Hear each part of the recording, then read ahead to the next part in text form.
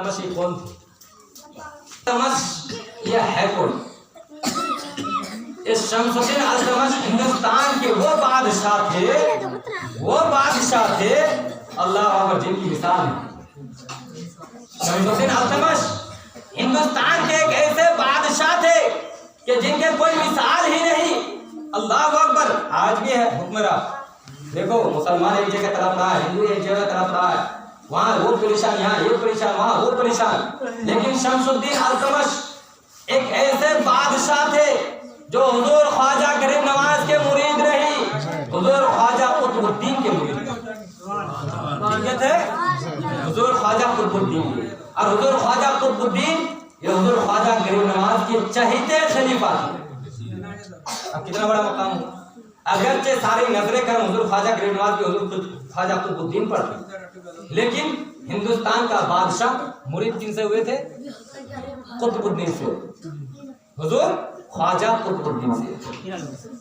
हुजूर ख्वाजा कुतुबुद्दीन ये हिंदुस्तान के ऐसे बादशाह थे हुजूर शमसुद्दीन के एक दिन हुजूर ख्वाजा कुतुबुद्दीन अर्ज करते हैं, हुजूर ख्वाजा कुतुबुद्दीन अर्ज करते हैं कि जब मैं इस दुनिया से विशाल हो जाऊं, इस दुनिया से वफात पा जाऊं, इस दुनिया से चला जाऊं, तो मेरा जनाजा वो शख्स पढ़ाएगा, वो बंदा पढ़ाएगा जिसके कभी असर की सुन्नत भी ना छूटी हो। जिसके तवज्जो से सुभान अल्लाह बोलो, असर की सुन्नत भी ना छूटी हो, जिसकी कभी तहज्जुद भी ना छूटी हो, जो कभी तहज्जुद भी ना, जिसकी कभी तहज्जुद भी ना छूटी हो, और जो तकबीर उला के साथ नमाज अदा करता हो। समझ गए?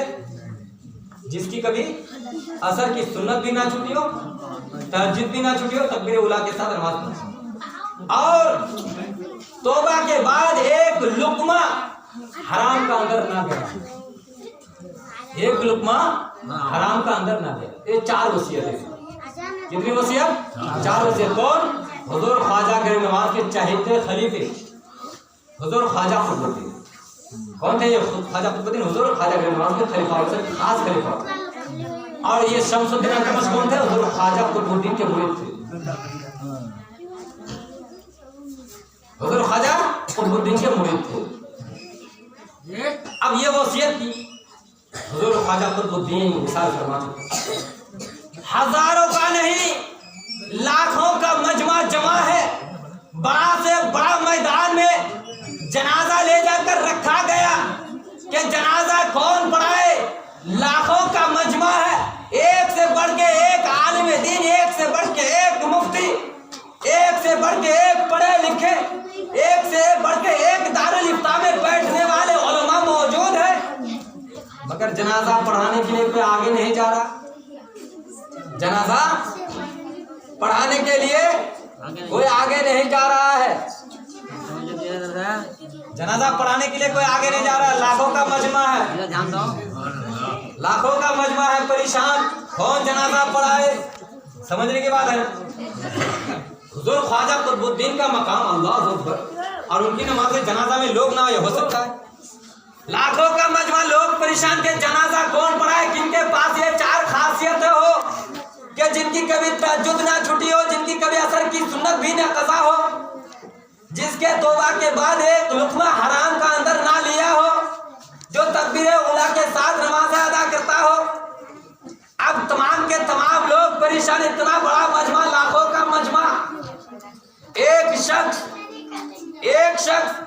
घोड़े पर सवार होकर चेहरे पर निकाब डालकर आ गए, आकर जनाजा के आगे खड़े हो गए।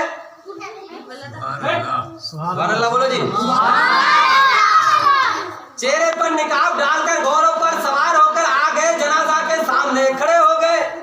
वो दिल ही दिल में सोचने लगे, ऐ मेरे पीरो मुर्शिद, तूने जीते जी तो मेरा राज फाश नहीं किया, जाते जाते मेरे राज को फाश करके चले गए। सुभान अल्लाह, सुभान अल्लाह। जीते जी तो मुझे कोई नहीं पहचाना, जाते जाते तूने मेरी पहचान करा दी। अल्लाह अकबर। अब जनाजा पढ़ा गया, लोगों ने जनाजा पढ़ा, अब हल्ला मच गया, सारे के सारे लोग परेशान।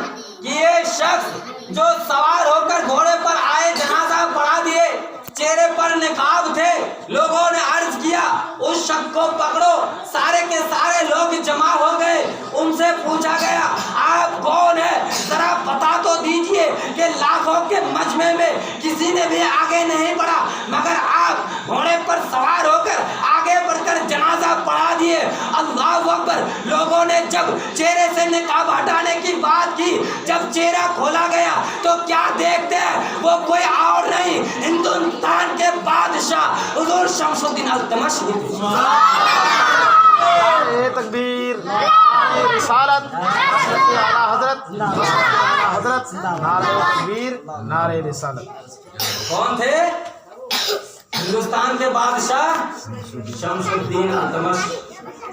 अब बताओ कैसे हुक्मरान हिंदुस्तान के बादशाह और जनाजा किसने पढ़ाया? मुरीद। और उन हुजूर ख्वाजा कुतुबुद्दीन पर कितना बड़ा झूठा लगाया गया,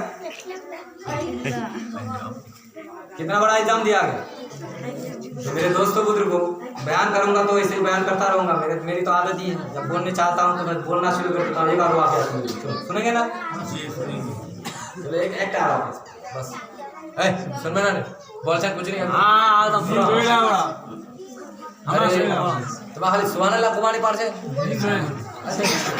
अरे एक बार सुबहान अल्लाह कबे 90 ने की मिली।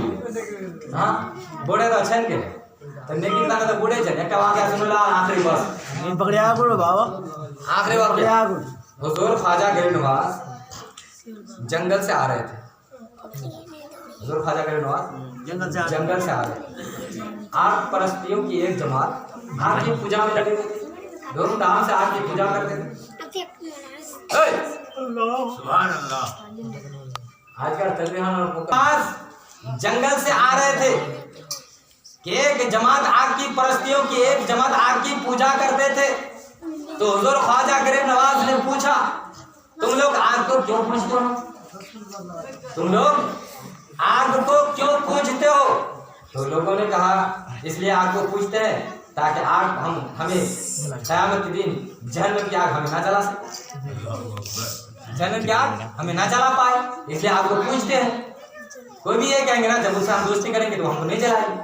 तो हुजूर ख्वाजा गरीब नवाज ने अर्ज किया कि देखो इस आग को ना पूज कर इस आग के बनाने वाले, पैदा कराने वाले, इस आग को पैदा करने वाले उस खुदा की इबादत करो, उस खुदा की इबादत करो। लोगों ने कहा अगर हम लोग हुजूर ख्वाजा गरीब नवाज लोगों से पूछा कि अच्छा एक बात बताओ, तुम लोग अगर इस आग को पूजा करोगे तो क्या तुम्हें आग नहीं जलाएगी? का आग का काम ही क्यों जलाना है? क्या अच्छा एक बात बताओ, तुम लोग आग को क्यों पूछते हो? कितने साल से पूछते हो? का बहुत साल से पूछते हो। तो आग को तुम लोगों से मोहब्बत हो गई यार, तुम लोगों को आग से मोहब्बत है, आग को तुम लोगों से मोहब्बत है, इसलिए तुम लोग कहते हो कि आग हमें नहीं जलाएगी। तो मैं कहता हूँ आग तुम्हें जलाएगी, आग में हाथ डाल सकते हो। अगर तुम लोग आग में हाथ डाल दे तो मैं मान लूंगा तुम्हारी बात, और नहीं तो उस रब तुम्हारा बताले की बात करो जिसने आग को पैदा किया।